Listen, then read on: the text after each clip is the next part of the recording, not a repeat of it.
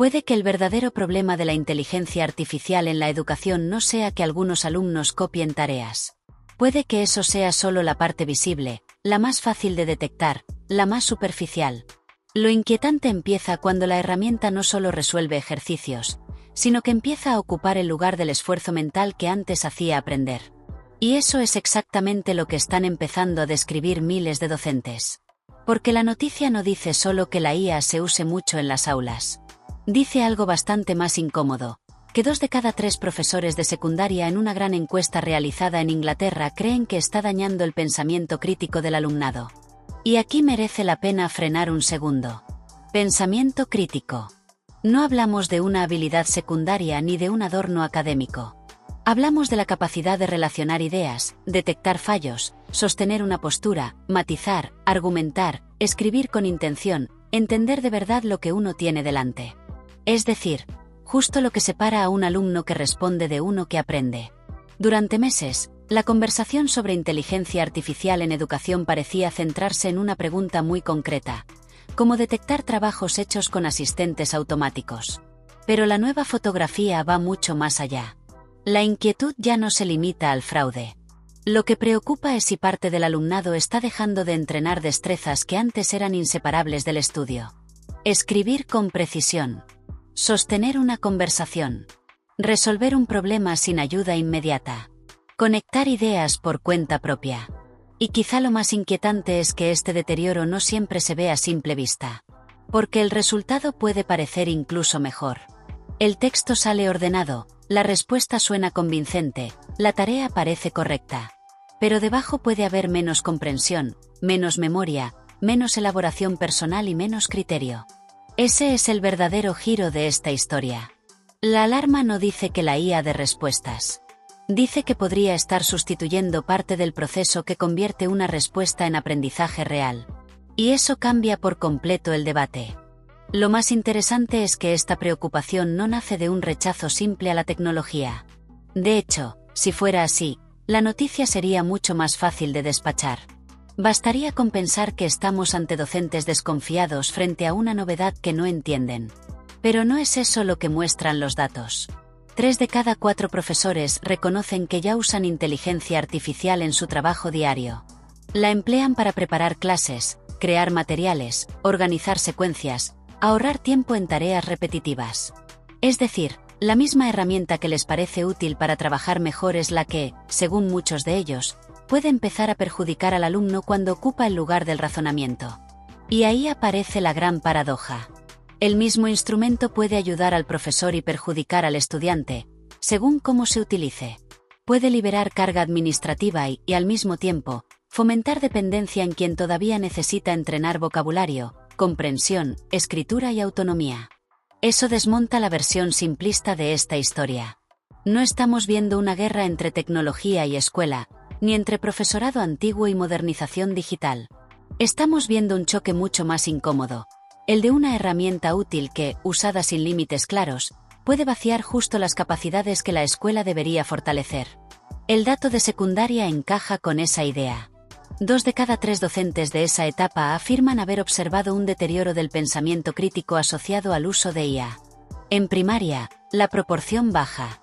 Y ese contraste importa, porque sugiere que el problema se vuelve más visible cuando crece la presión académica, se multiplican las tareas y aumenta la tentación de delegar procesos mentales en una herramienta que responde al instante. Cuanto más agobiado está un alumno, más atractiva resulta una ayuda inmediata. Pero precisamente ahí puede empezar el problema. Porque pensar bien rara vez es rápido. Comparar, dudar, ordenar ideas, detectar matices, reformular una frase o volver atrás cuando algo no encaja lleva tiempo. A veces incomoda. A veces cansa. Pero precisamente por eso educa. Y aquí entra otro dato que añade tensión a la noticia. Casi la mitad de los docentes encuestados dice que su centro no tiene una política clara sobre inteligencia artificial, y una gran mayoría asegura que ni siquiera existe una norma específica para el alumnado. Es decir, la herramienta ya está dentro, ya se usa, ya influye, pero en muchos casos todavía no existe una arquitectura mínima para decidir qué se permite, qué se limita y cómo se acompaña. Primero llega la innovación, luego la adopción, luego la costumbre, y solo después, con retraso, llega la reflexión. En educación, ese desfase puede salir caro. Y justo cuando esta alerta gana fuerza, aparece el elemento que hace la noticia aún más compleja. El gobierno británico está impulsando el desarrollo de tutores con inteligencia artificial para alumnado desfavorecido, con la idea de ampliar el acceso a apoyos personalizados y acercar la tutoría individual a quienes hoy no pueden pagarla. Sobre el papel, la promesa tiene una lógica poderosa. Más apoyo, más acompañamiento, más igualdad de oportunidades. Y, de hecho, sería absurdo negar que la tutoría individual suele asociarse con mejoras reales en aprendizaje.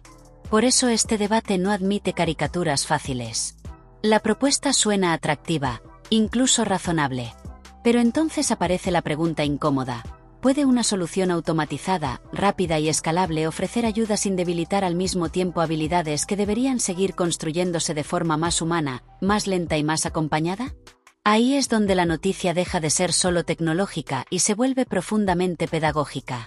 Porque la cuestión ya no es si la inteligencia artificial puede enseñar más, sino si puede hacerlo sin erosionar escritura, conversación, autonomía y criterio propio. Y eso obliga a mirar más allá de la promesa. Porque muchos alumnos que necesitan apoyo no requieren solo refuerzo académico. Necesitan seguimiento, contexto, motivación, vínculo, alguien que interprete su bloqueo, su ritmo, sus inseguridades. Y esa es precisamente la parte que muchos docentes temen que se simplifique cuando la conversación pública se centra en escalabilidad, acceso y eficiencia.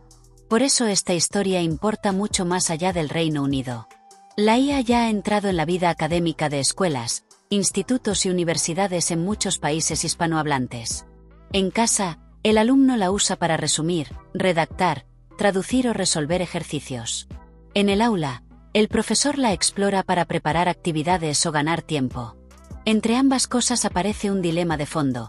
¿Qué partes del aprendizaje deben seguir siendo lentas, costosas y humanas para dejar huella de verdad? Y esa es probablemente la pregunta más importante de todas.